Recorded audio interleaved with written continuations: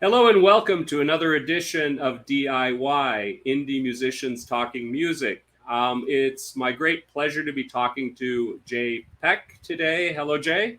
Hey, how's it going? Good. We're going to talk a little bit about your main project, Bosco and Peck, and also you said you've got some solo material coming out. So it sounds like there's a lot happening. Why don't you tell me about it? So our band Bosco and Peck, we just released two singles that are a bit of a change for us. We normally do, I guess you'd call it neo soul or something like that, maybe soul and pop, pop rock. Um, but what we just released was two country songs. They were songs we wrote a long time ago. They were recorded a bit ago too, but we Mhm. never really got around to finishing them. Mostly because they didn't match anything, and we really didn't know what to do with them. Yeah. So yeah, we have two songs, "Somewhere Down the Road" Hmm. and "She Don't Call Me Daddy" that just came out. You can listen to those on Spotify and all the other places. Excellent. And as far as my solo album, I have a solo album that's coming out in September, on September 7th. Right. Um, and it's a five song EP that I wrote for the album writing club, which was a challenge to write an album in May, in Hmm. 30 days, write and record it in 30 days. And So now I was did this that. a lights and lines thing? Yeah, it was through Lights and Lines. Yep. Okay. Yeah. Yeah, I recorded. I signed up for it, in May, and Uh-huh. I started writing and recording in May, and then by the end of it, the only reason it's coming out in September, even though it was done in May, is because there was a contest around it. So I was hoping that I'd win the contest, Hmm. and I wouldn't have to do the mixing and mastering, which I hate doing. I didn't win the contest, so then it took me a month of mixing and mastering to get it done. Yeah, yeah, yeah. Well, I'm really sorry to hear that. It's quite funny because in my newest project, I'm working with a guitarist, Bob Price, Prince actually, and he won the EP contest, Oh yeah, cool. Yeah. which was fun. So it's too bad you didn't win it, and because I'm gonna have him on at some point, and I could claim then that I'd had both winners. Well, actually, I mean, I didn't win the full thing, but I did get an award. I got a one Oh, to watch award. I think there were a couple of them that were given out. I want to say six or excellent. seven. So I guess I did pretty good.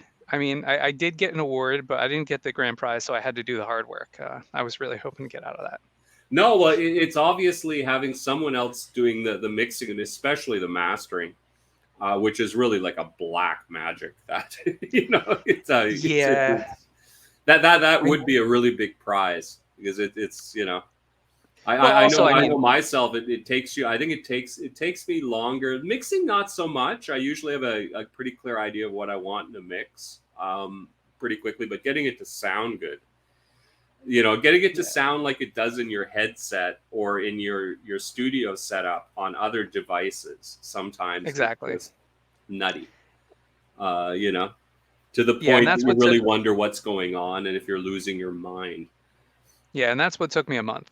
Yeah, Um, yeah. was mixing it because I was mixing it in headphones. I Yeah. mean, I have studio speakers, but I live in a house with my family and Hmm. and my mother-in-law right now. So Okay. I'm trying not to blast everybody out. So it was like I kept going back and forth, copying into my phone, going to my car, listen to it in the car, and go, "Ugh, that sounds horrible," and go Yeah, back. yeah, yeah, um, yeah, yeah, and yeah. then I figured out that from playing music for, as I don't know how long I've been playing music, way too long, 30 years, 25 years, 30 Okay. years. I mean, I started when I was 10. So, and, Hmm. and when I was 10, I was not any good. I wasn't really playing. I don't want to be one of those people who's like, oh, when I was 10 years old, I was so talented. No, it was a joke. Anything you say, Mozart. Yeah, yeah, right. Yeah. I hate when I hear when people interview and they're like, "Oh, it came so easily to me." No, it didn't. Yeah, From 10 to like 15, I was copying other people's music and saying it was my own, honestly. And then yeah. finally, at like 15 or 16, I figured it out. But yeah. But as far as the mixing and mastering, yeah, it was a chore. I don't enjoy it. As far as mastering, I almost paid to have somebody do it, Hmm. um, which is what we normally do. Bosco and Okay. Peck does. Yep. But it really wasn't. I kind of wanted to see if I could do it myself. So Hmm. Hmm. And then hopefully, I did a good job. what would you say was the breakthrough for you? I downloaded a program called Ozone 9. for the Mhm. mastering. Yeah. And I didn't buy it though. Okay. I cheated the system. I used Yeah. their Well, 7-day the one, trial. the one, the one thing I would say is it's well worth buying the whole suite Yeah, after because there's a couple of other things that that Isotope has that are just as good. yeah. The Nectar for vocals. It's you Well, I can actually throw picked away up. all of your other plugins almost, and Yeah, then I they've got just picked up Neutron the too, which whole thing. was the bomb. Yeah. Yeah, I did So it for 7 days, to yeah. the trial for 7 days, and then I picked up the Elements version for like Hmm. $20 the other day, and I got Elements for everything. And then once there's a sale on the upgrade, I'll get that. Yeah, it's not that bad when you just think of the amount of time it saves you Yeah, in the end, and and it's it's annoying. incredible how far it's come with the AI, and I think that's really what does it for that. And plus, I find all of their settings are just excellent. Well, Especially in yeah, Ozone, like you to get a basic idea and work from there on your mix. Yeah, no, it's great. So yeah, tell me, that's going back to what I found. when you were starting out, because I'm always interested in hearing the sort of roots of every musician's history. What did you start out playing? I mean, so when I was a kid, when I was like 10, Mhm. I didn't play anything. Okay. I just when I say I wrote songs, I mean they were all in my head. Okay. Um, Yeah, that's fair enough. yeah, Yeah. we had my best friend, and that's why we started writing music. Was Hmm. my best friend was his uncle was a musician. Okay. So he was like 9, I was 10, and then he started talking about becoming a famous musician, and Right.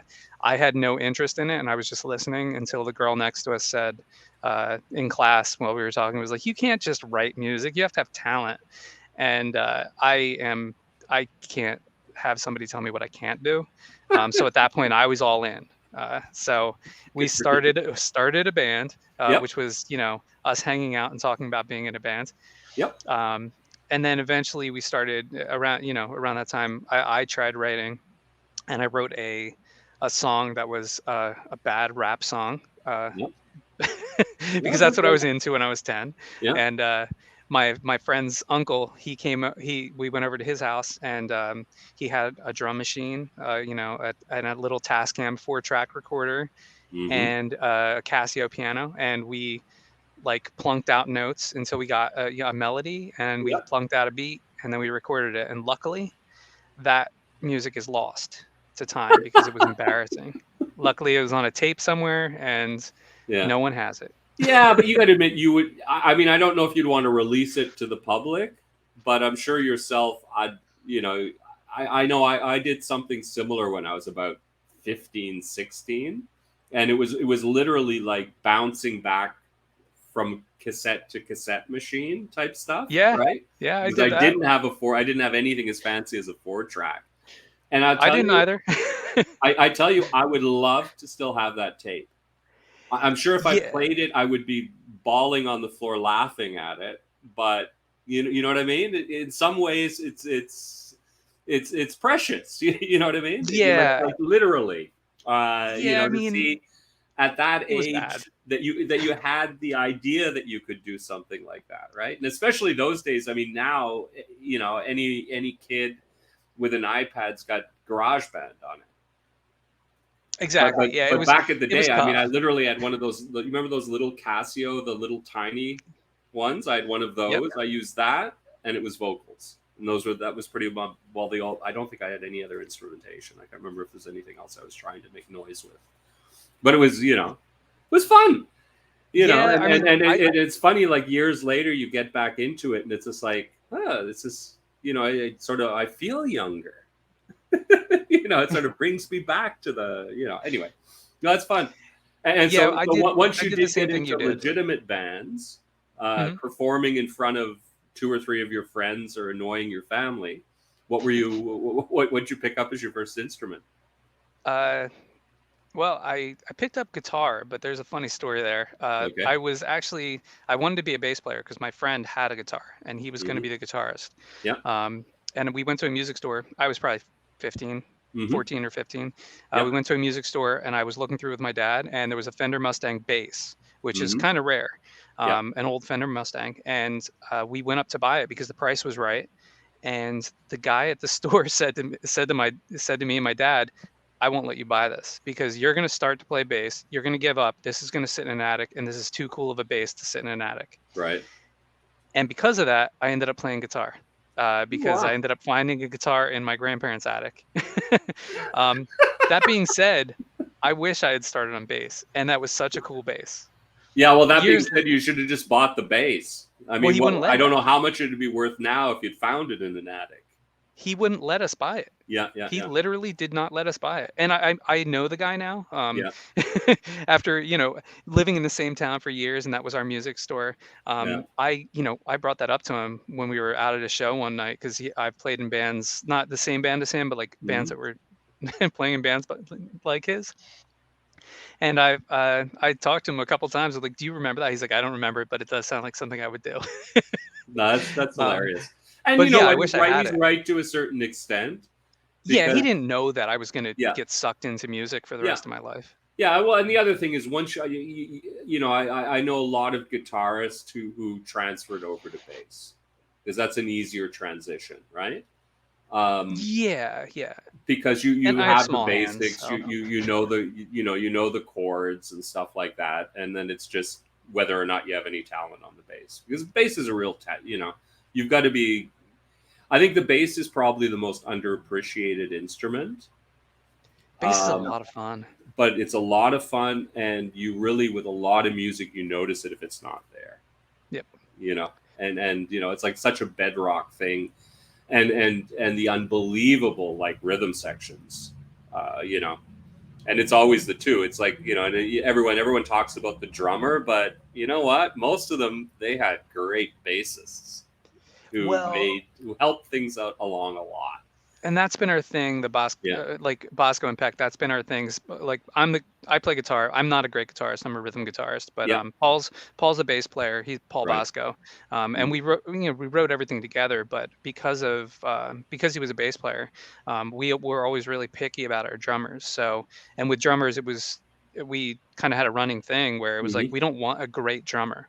We want a drummer who's solid. Who we Yep. don't want somebody who can play crazy stuff. Yeah. If you had too many drums, like we tried out somebody once, and we went there, and the guy had the kit that went like, and it had he had every tom and every cymbal, and we walked in and we looked at each other and went, no. Like our drummer that we ended up with, Right. who is kind of our silent partner in Bosco Okay. and Peck. Yeah. Yeah. Yeah. um, he's he's Paul's cousin. He's a guitarist and a singer who we talked into playing drums. And Okay. basically, he would play a show with a hi hat, a snare, bass drum, a floor tom, and a cymbal.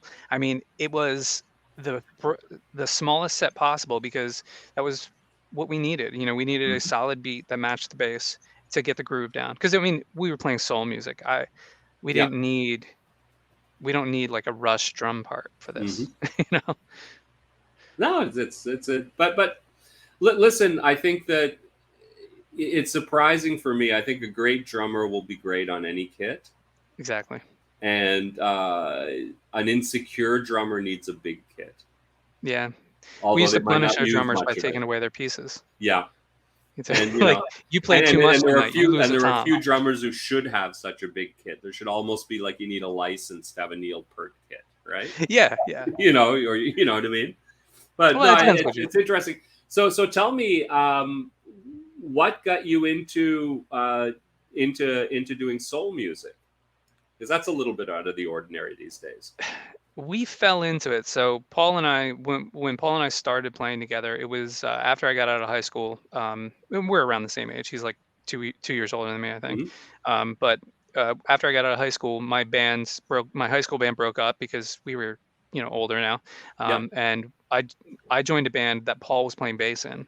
Oh yeah. And at the time, there was no name. Eventually, it became a band called Mississippi Blacksnake, um, and that band was it was kind of like an experimental band. We never really knew what we wanted to do, other than we wanted to write every kind of music, and we Mm-hmm. wanted to jam. So we would go out and play and confuse the audience. We would play two funk songs, we'd play a blues song, we'd play a country song, we'd play a 13-minute rock, prog rock ballad Yeah. that had four parts and movements. And then, and then we'd end the set with, like a pop rock song that was like, 3 minutes exactly and had a catchy chorus. So people never knew what to do and what we were doing. So when that band broke up, Paul and I were the kind of the only two left. It wasn't Right. like the band broke up; it just kind of faded one member at a time Yeah. until it was just Paul and I. And at that point, we started just doing what we had been doing. We Mhm. decided we wanted to write, songs rather Right. than going for these, 13-minute Mhm. crazy prog rock things. We wanted to write, try and write hit songs to see if we could do it. Yeah. But we started with country songs. Okay. We started writing country songs. We started writing rock songs, and then one day we came up with a song called "Cold," a song "Cold" that was on like our first album, um, and that was our first kind of soul song, and that was the first one that caught on. Somebody, we were sending these out like in Mhm. batches. Like all country music goes to this producer who's into country Yep. music. All rock goes to this one. And then suddenly we sent Cold and another song, Lie to Me, to a couple places. And they said, we don't think you're ready yet, but we like the sound. We want to hear where you go. And then eventually we won a radio contest. Like Oh wow. with that demo. We didn't even have a band; it was just the two of us, and then Mhm. we had to go compete in that. And that's kind of how we ended up doing soul music, or Interesting. we'll call it brown-eyed soul. I think Yeah. it's supposed to be blue-eyed soul, but I don't. Neither of us have blue eyes, so Well, what was the Van Morrison song? It was Brown Eyed Girl. So, but yeah, I yeah, think it's yeah, Blue Eyed Soul. Yeah, but yeah, yeah. well, and I think you're not all that far from Philly, are you? We are not. I mean that Yeah, was our so stomping it's ground. very much that's like ground zero for a lot of soul music. Yeah, we regret calling ourselves Bosco and Peck because Hall Oates is what we get compared to, and there was no intent. Like I Right. honestly, before we started playing, the only Hall Oates songs I ever heard were the ones that were on the radio, Hmm. and I Yeah, couldn't have told you who they were. yeah, but listen, they were wow. Oh yeah, I Daryl mean we Hall, what a literally, voice! That guy has such a voice. You know. yeah, and we've been compared to them so many times. Yeah. In fact, like I was on an interview with Blow Up Radio a couple weeks ago, Hmm. maybe 2 weeks ago, and that's what he said. He's like, "I think you sound like Hall and Oates." I'm like, "Great, we're never gonna get rid of this." No, and you know what? Embrace it is what I Well, would say. You because you're never when you start fighting against something like that, it never works out well. So embrace it. yeah, yeah, I mean, the thing is, luckily, Hall and Oates, I don't think they're playing anymore. I mean, the last I've seen of Daryl Oates, he has that great show, that Roadhouse that he has. I don't know if yeah. you've ever That's seen any cool. episodes of that, but some of those episodes, wow. Especially when he gets. I can't think of the one. What was the one Joe Walsh episode I saw that was just Oh, did he? I would watch that. unbelievable? Yeah, no, it's a really good show, and that band he has together as well. You really tell it's a labor of love. Yeah, You you know can what I tell mean? he's He's not just making money out of this. he's goofing off with other musicians that he Yeah, likes playing with. Yeah. yeah, and boy, does he know some good musicians. Well, of course he does. I mean, he's Well, got of his course, I pick. know. No, but it's nice to see someone who's been very successful, and rather than sort of sit on the laurels and do nothing, he does something like that, right? Which is Yeah, really yeah. giving back to the fans, right? And you can tell they're having a lot of fun. And I can't remember the other one. I saw another one. I think it was with the Temptations. I'm trying, or the OJs. Anyway, it was one of I like the mean, '60s bands, and he had them in the surviving members. I think, or was it? Oh, are there any surviving members of the Temptations? I'm pretty I'm sure the not sure, Temptations is but it was just one of like that era of soul players, and they'd come in, and I think they sort of knew of Hall and Oates, but it was sort of a little bit outside. I mean, they obviously heard the hits, but you know what I mean. It was outside of their music, as it were. And they came in, and he filled in the part of whoever was deceased, and it was just like at the end of it, it's like long lost brothers, right? Because that's one thing with music, right? It just yeah. That's one thing. it brings Also with that, it brings musicians to music brings people together. and with that kind of music, especially if Yeah. it's like the OJ's Temptations, there's nothing like. I played in a cover band for a couple of years. Hmm. and it was the kind of thing where that's what we did. We did Motown. We did Yeah. classic rock, Motown, Yeah. and I'd never sang Motown, Hmm. covers before with a whole Right. group. I'd done like solo stuff, Right. but it's just completely different. I mean, that's one thing like that. Our music, we had while we were actively playing, we don't really play shows anymore, but Yeah. when we were, we had two or three backup singers. So we had these like big harmonies that was, Nice.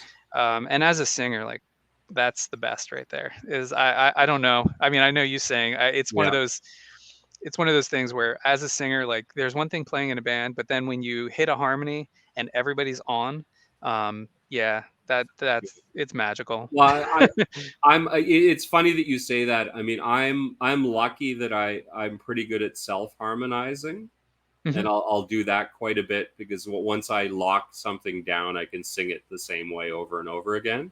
Yep. So you can fill out your sound that way, and then I find I always naturally want to harmonize with myself, so I'll fill in Yeah. around, whatever. But it's funny. I was thinking, it's like at some point, it's like, you know what? I'd really like to do something where I've got, background singers. Yeah. You know what I mean? Just to fill out the sound and add it, because it really does add something. And it's just like thinking back to, well, like Harvest by Neil Young. Mhm. And I mean, not everyone is going to have James Taylor, and who was it? James Taylor, and was it Linda Oh, I don't know who Ronstadt? played on that. I know nothing about like rock trivia. Okay, well, So yeah, well, I mean, that's one of my favorite albums by Neil Young. Although I don't oh, think it's a great album. I love that one, but but I just the couldn't tell you anything harmonies about it. in that, but you know why? It's like his background singer is, I think they were James Taylor, Carole King, and if I'm not mistaken, like Linda Ronstadt. That was I that mean, was his backup singers, right? you know, yeah. and or the other one is, and this definitely has a Philadelphia connection. It's David Bowie, Young Americans, Yeah. because the backup singers for that record, well, it was the first recordings of Luther Vandross. Oh, was it really? Yeah, Luther Weird. Vandross was the male voice, and he was also the one who did all of the vocal arrangements for all the Wow. on Young Americans and Fame and all that. Yeah, and It's pretty yeah, and cool. then yeah, it's really cool.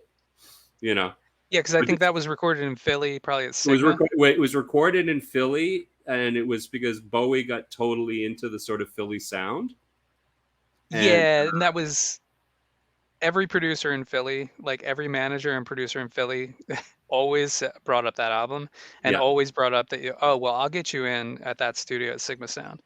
yeah, exactly. Like, but listen, that goes back a long way. I mean, look at with soul music. Look at Muscle Shoals, right? Yeah. And how big that became. And you see, I don't know if you've seen any of the documentaries around it, but it's just I like a think I little started to watch shithole it. in a tiny little town, right? Yeah. But that room, those weird sort of one-story, sort of semi-industrial commercial buildings that were really narrow and long, right? For whatever reason, the acoustics in them were fantastic, because it was Muscle Shoals, and there was another one that opened up too. It was some people from the studio, and they got into, they wanted to do their own thing, and they opened up in another similar, and they both have great sound. Yeah. I think it's Sound something. I can't remember the name of it. Yeah, but yeah, no, it's fun. So where do you stand? Are you more of a Motown guy, or are you more of a Stax guy, or I how mean, deep did you get into the soul sort of? I mean, how I don't deep listen did you delve into the discography? I don't listen to music, honestly. It's this weird Really? thing where I mean, I do, but I tend to listen to the same couple albums over and over. I've always been that way. Okay. And I don't know why it is. And then I'll hear new music and I'm like, oh wow, I love this. Uh-huh. I do have a fear of because I'm a kind of a sponge, so Okay. anything that I hear, it'll start to get incorporated. So I'm always if I listen to anything, I won't listen to it once. I have to listen to it multiple times so that I know where it came from because I'm always worried that I'm going to steal somebody else's melody. Um, or or their song outright. Yeah. It's, Yeah. it's Yeah. like a Well, I think recurring with the nightmare. song outright, there's more of an issue unless you're in country music. Because what I've understood in Yeah, I mean, country music, it's all one song and it's just different interpretations of the same four chords or yeah, I whatever. mean, I'm just, and that's, I've been writing for so long that I'm always concerned that's going to happen. So like, if somebody asks me, like on Twitter or something, if they ask me, they're like, "Oh, listen to my new song." If I listen to your new song, I put it on a playlist, whether I like it or not, so I hear it over and Yeah. over, because I don't want to steal it, Yeah. Well, but because it'll stick. I find, listen, I myself find that the whole, any of these decisions around it, unless it's absolutely blatant, are ridiculous. Because just when you work out the math of music and the fact that there's 12 notes, right? Yep, yep, There are only so many variations that sound halfway decent, just like with yeah. chords. There's only so many that are going to sound okay. And the idea that someone can copyright it, well, that's part of the reason why commercial music is dying, right? Is just I get crazy. being able, I get the copyright. I get the Well, idea, no, but yeah, I I think, agree. yeah, Melodies are weird to copyright. yeah, and How many? it'd be like copywriting normal words. Right, right. So someone would copyright the, and then no one would be allowed to use it in a sentence. I mean, things should not, go Yeah, to that point, right? and I don't think there's, I've never even looked into it, but hopefully Yeah, there isn't a problem with lyrics in songs coming from books, because I read, and yeah. a lot of my ideas and a lot of my lyrics, they may not come directly from it, but Oh they no. probably do. No, well, listen, it's funny with me. I'm constantly, like, I love listening to podcasts, right? Hmm. Like, I'll listen to podcasts or YouTube with just audio, and if anyone from YouTube's listening, make an app so we can just YouTube audio, because there's so much stuff where I don't need the bandwidth to watch, like, the two of us talking, but Exactly, most of the good exactly. stuff's on YouTube, right? Yeah, Uh, but oftentimes I'm listening to something and someone will have like a phrase, and I'll hear the phrase and sort of perk up and then just write it down, yep. right? Uh, And then I've got this notebook with these random phrases all over the place. And I'll that's how I write most of my lyrics. It's like something will catch my ear, yep. and that'll be what starts it. It'll be one line, and then the rest will all come out, right?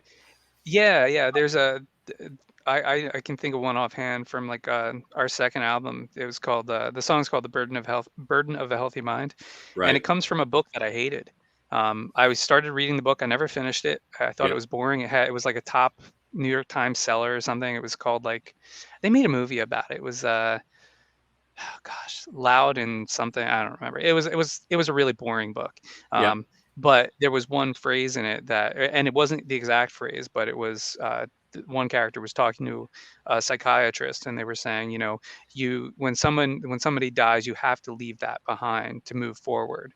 And Mhm.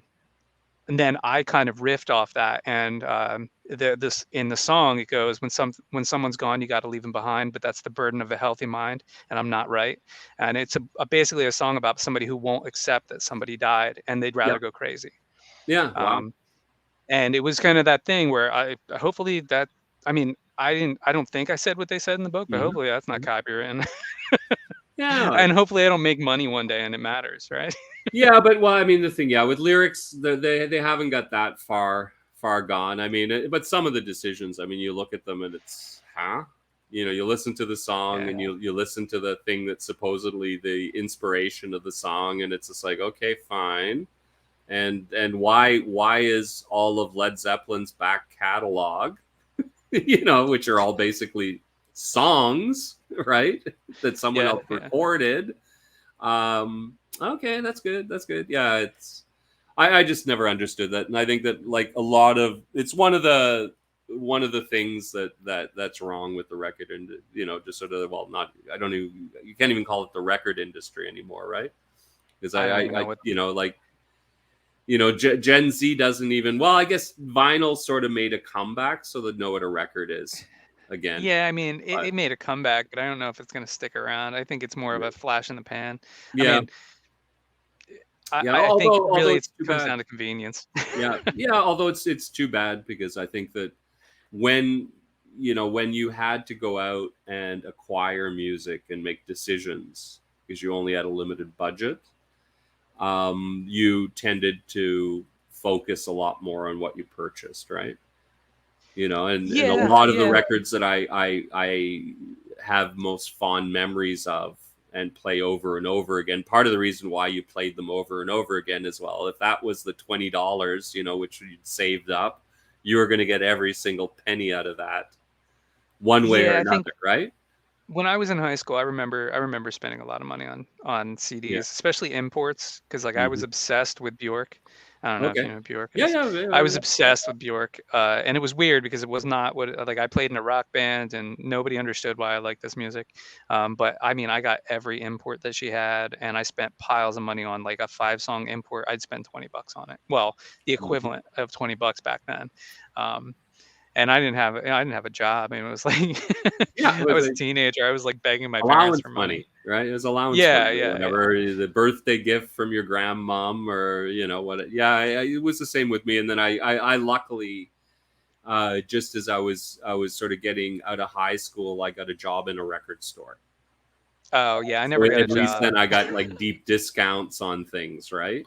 So you could buy, but it was also, you're making next to nothing, a minimum wage job, and there half of it goes into stuff you buy. So I it was mean, a that's good better deal than for them.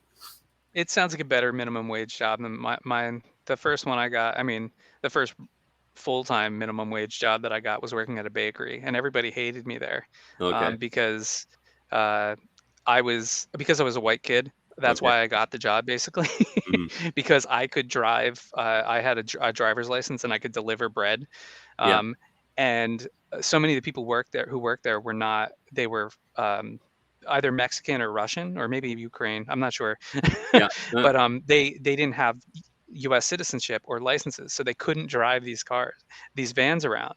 So I was making like $1 more an hour than them, and I had what they considered the easy job, Yeah. and they hated me for it.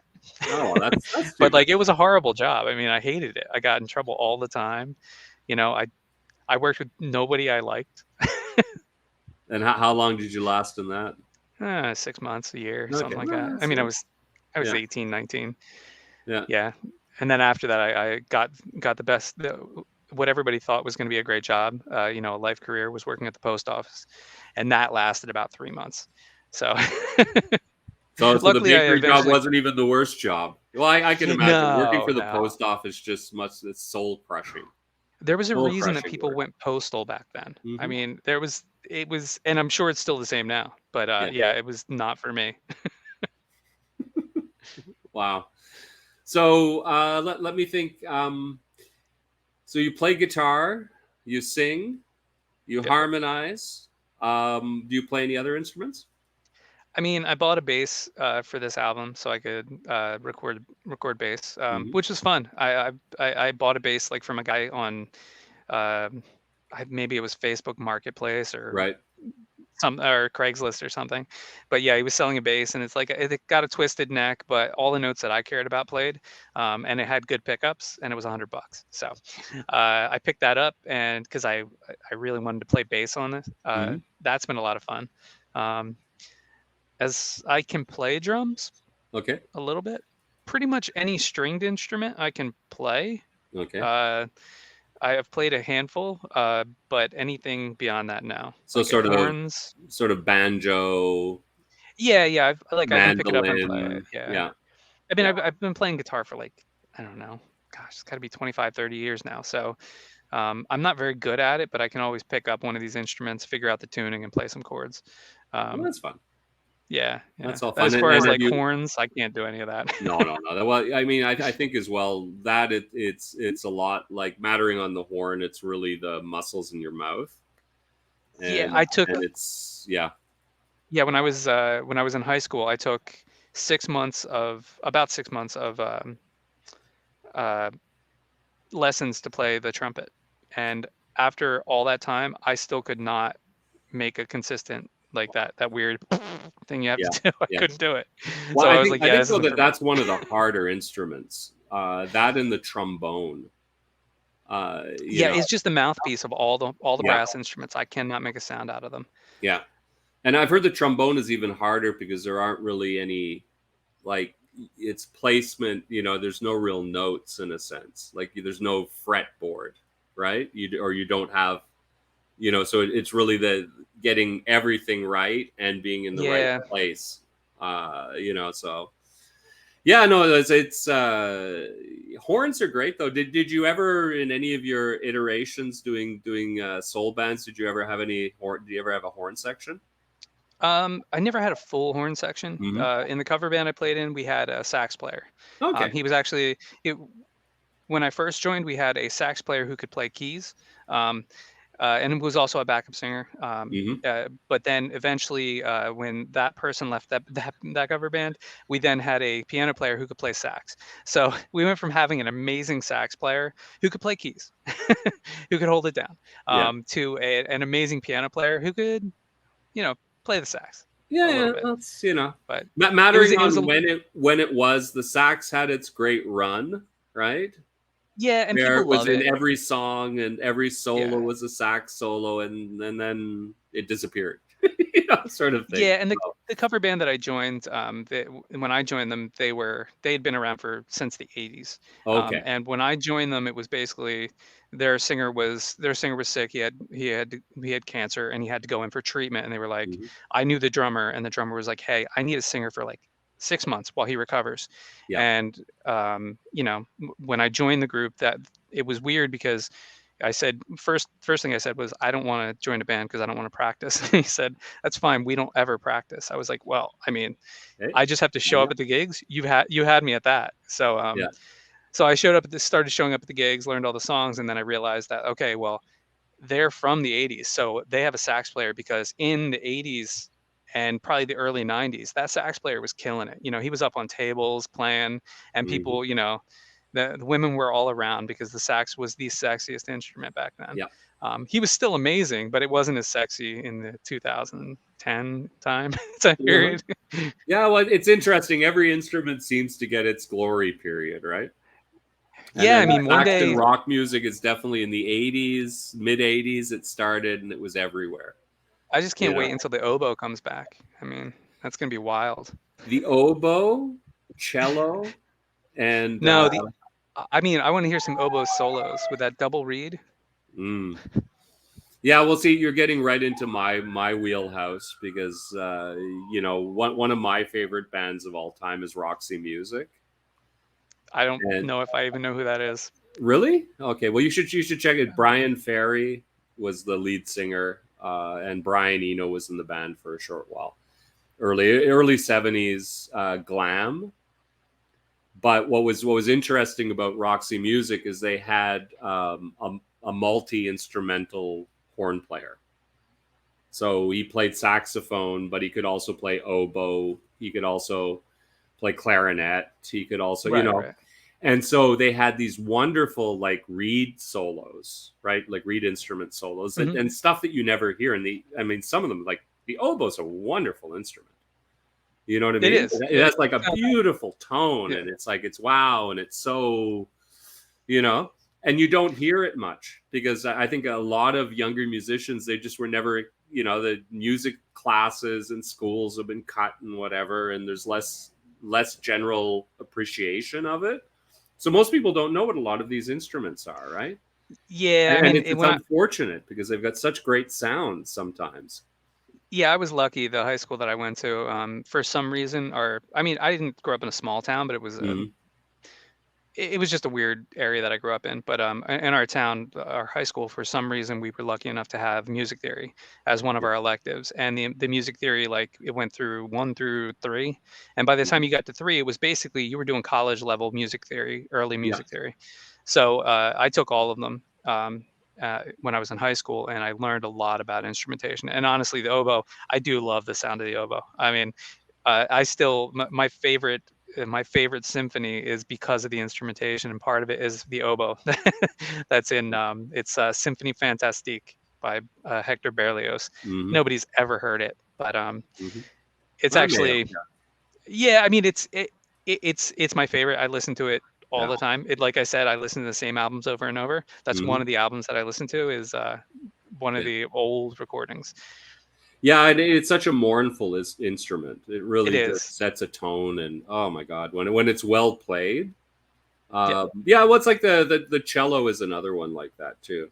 You know, Yeah, that we've was what been was so fantastic, and I think it's one of the underappreciated aspects of like the early Velvet Underground, the first few records when John Cale was playing with them, that he had this electric cello that he played, and that drone he got with it, right, which is really yeah, there very was a much a band. precursor of what was to come, because I don't think outside of like contemporary classical music there was any of that happening, and he'd come directly out of that sort of oh, what was his name, the big one, Cage, John Cage, I think it was, who did all kinds of crazy. Well, it was just that crazy period when classical music came to an end, like everything had been done, and Mhm. so they started getting into atonality, and then they started getting into minimalism, and then that really was what spurred on a lot of electronica now, right?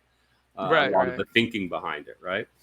And it was interesting with a rock band adding like this drone from him playing cello because he was classically trained.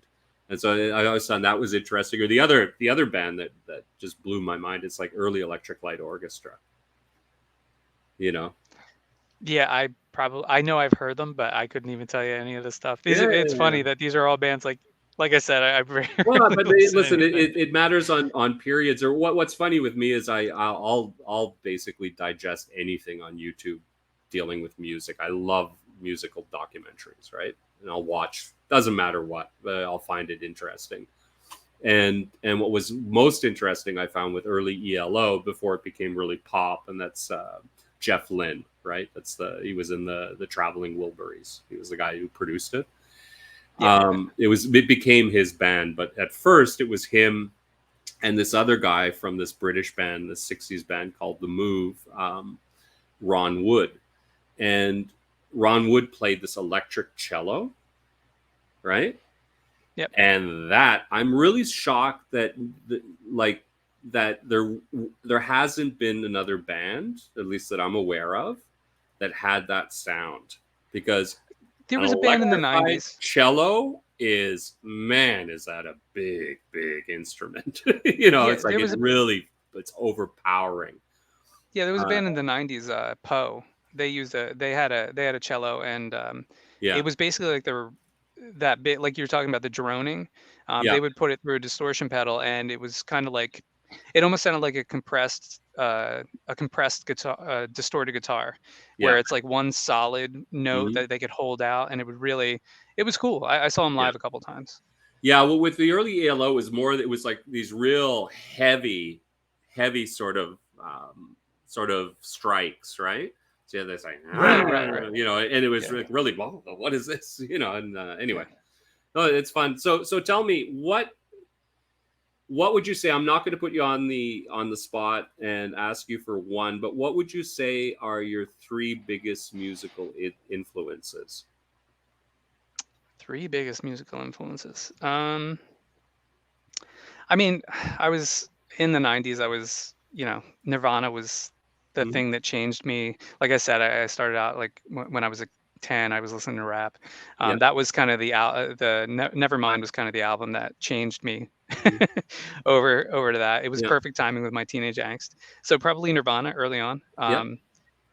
So did you As get far as into like them? Did you get into them pre Nevermind, or were you No, I got into them at Nevermind. okay? So like before the album came out, I think the single came out first. Yeah, yeah, yeah. So it Well, was and like before that, I think they had one album out though on Sub Pop yeah, before they, what was it called, Bleach or something I like think it was that. Bleach. I think it was I think called that was the Bleach. first one. Yeah. Yeah, that was the first time I heard of them. It was really funny. I was in Europe and I was working in this youth hostel, and there were these Dutch girls who came in, and they had Bleach, right? They had a tape Right, of right. Bleach, and they initially sort of forced everyone to listen to it. They played it over and over and over again, and it's like, oh, it's actually pretty good. And then a year or so later, it was really funny.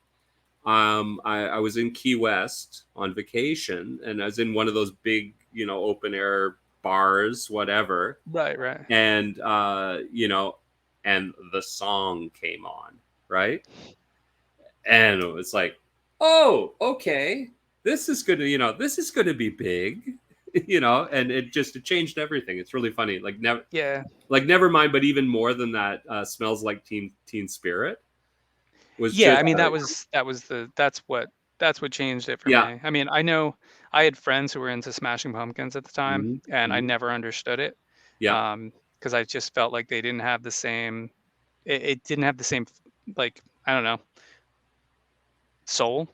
Yeah, Maybe not fair enough. soul. Soul might not be the word, but like I felt like it was missing whatever anger and everything that was in uh Yeah. Nirvana. Now I get Smashing Pumpkins. My Hmm. wife my wife got me into that, but Yeah. yeah, I never got it.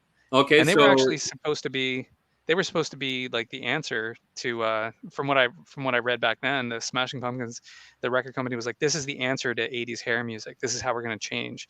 And then Nirvana came out and blew 'em out of the it's like, water. oh, okay. So number one's Nirvana. Yeah, I Number mean, just two, because I was my age. yeah, oh, that's fine.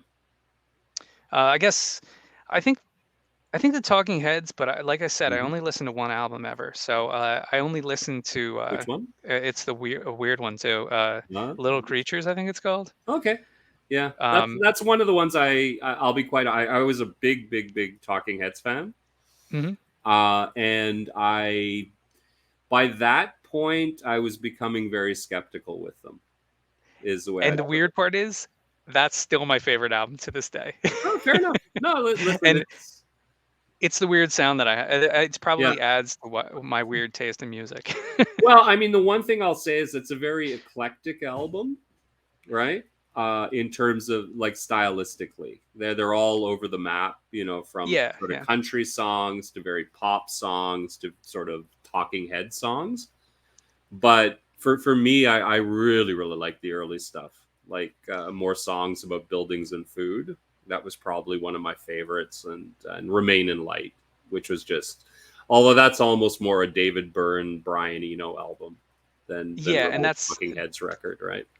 yeah, and But I it think was a very, it changed. It's one of those records that sort of changed the direction of music, right?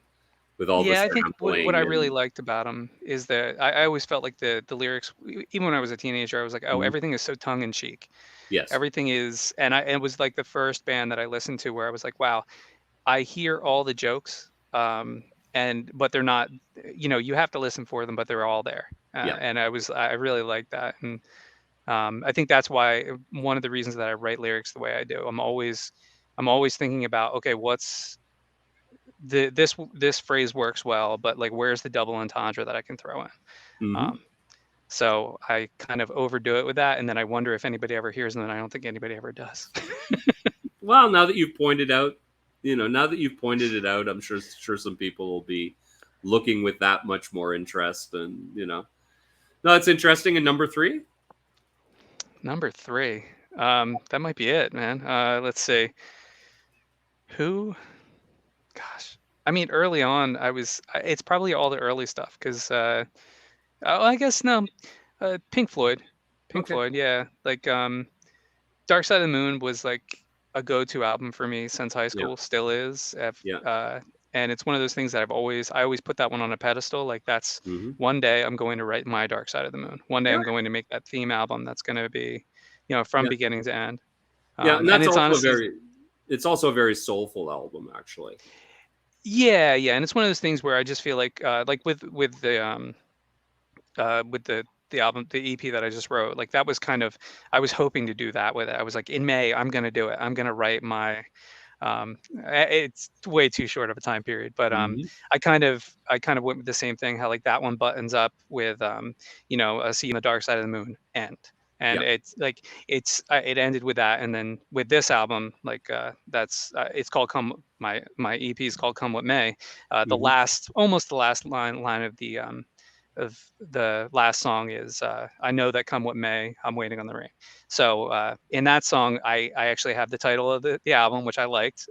Also, Yeah. that was when I named the album, when I came out with that, because I was like, oh, and it says the word May, and the album was written in May.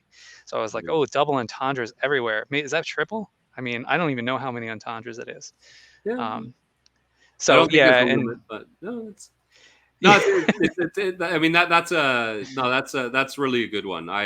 With me, it's really a toss up. I really like Dark Side of the Moon, and I also really like well, I guess you'd almost call it the follow up. Wish You Were Here. You know. yeah, I think now for me, I mean, I say Dark Side of the Moon is the one that influenced me the most, and that's because of time.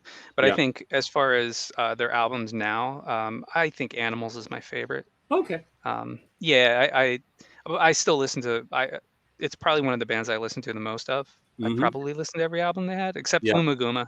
I Yeah. mean, Yeah, not my the thing. early ones are fun. I have to admit, mostly I'll listen to Dark Side of the Moon and Wish You Were Here.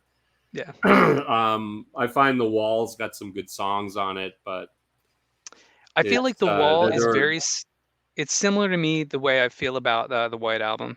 I feel mhm, like The Wall could have been an 8-song. It could have been, like they could have picked 8 songs and been done and had a great album.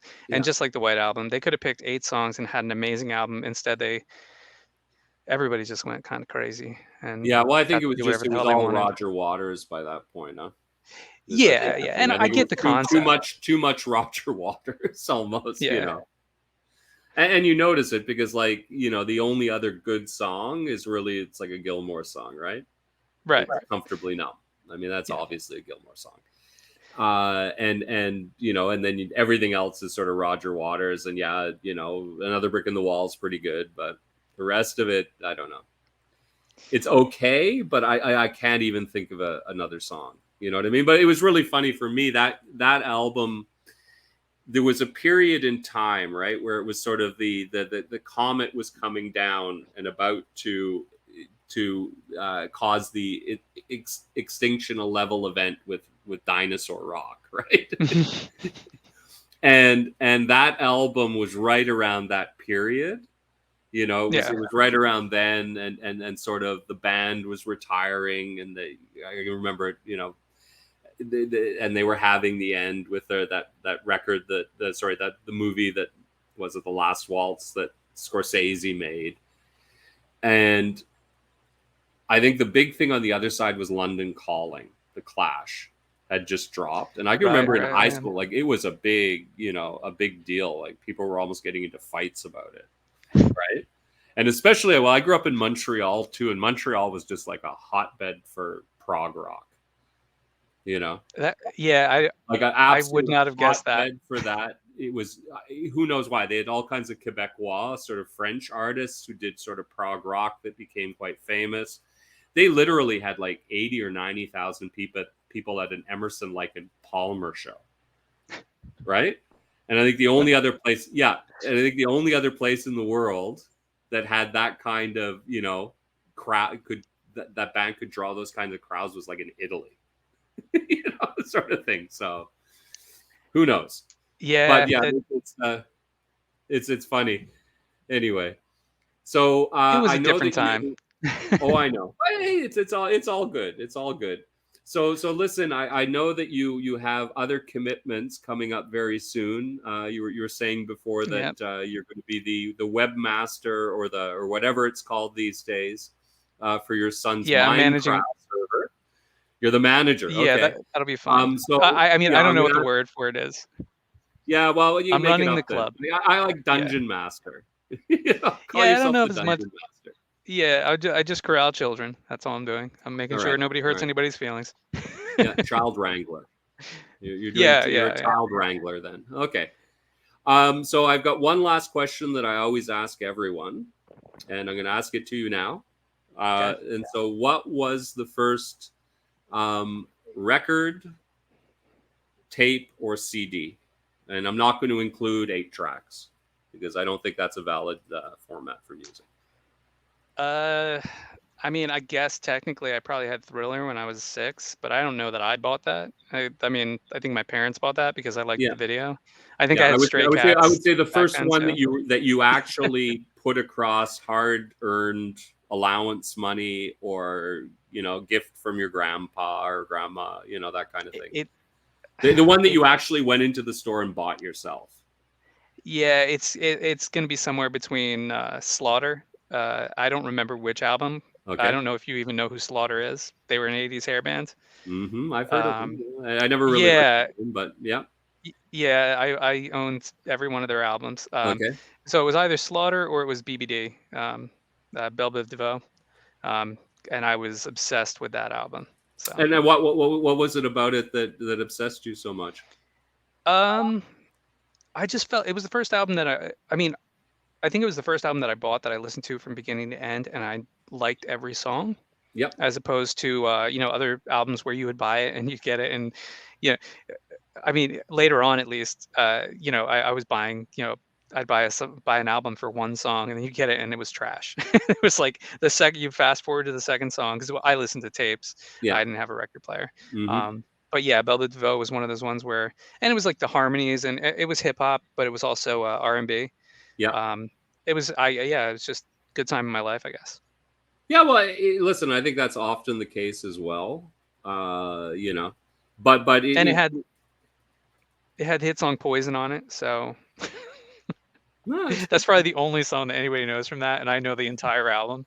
yeah, but no, listen, I think it's one of the things that's unfortunate, in that this current generation of music lovers doesn't experience the sort of band curated experience of like a record, right?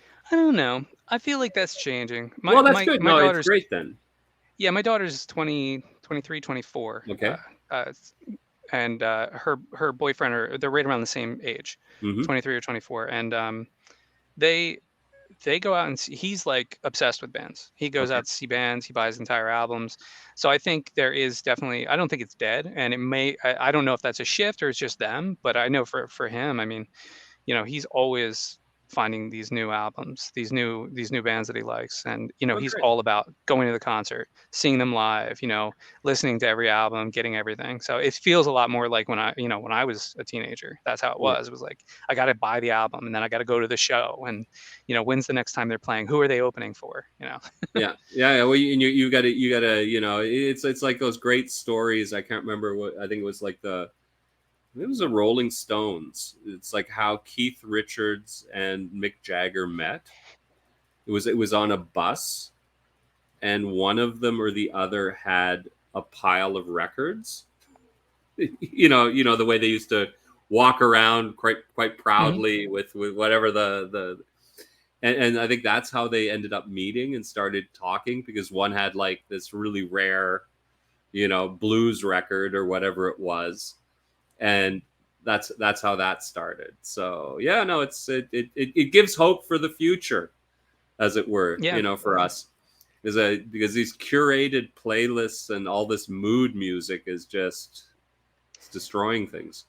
I think this is just I think it's a A phase. phase. I mean, Yeah. just like singles, I feel like singles are a phase too. I think it's like you got to think in. I think it was like in the like mid '90s, singles were huge. I mean, it was everything. Like you would get a single, it would have two songs on it, one an A side and a B side, Yeah. and you'd go in, and I mean I bought plenty of them, but then Hmm. eventually singles they died.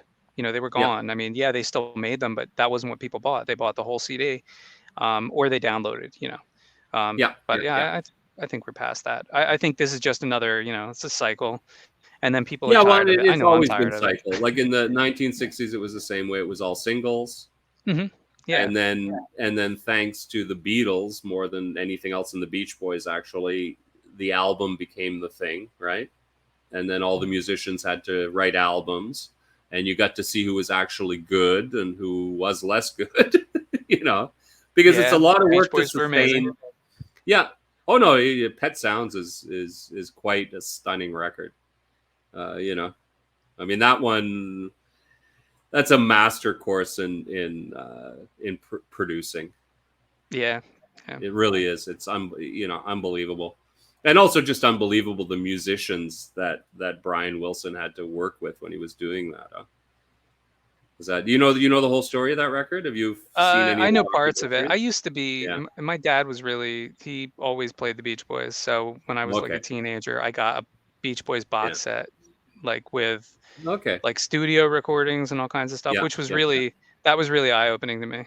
Was Yeah. listening to them like two takes, because on the in the box set it was really neat. They had like surfing. They had like 6 takes in a row where they were trying to get the harmonies right, and you hear them hitting these bad notes, and then it was like, all right, take 8 or whatever it was, and then take 8 they just did it.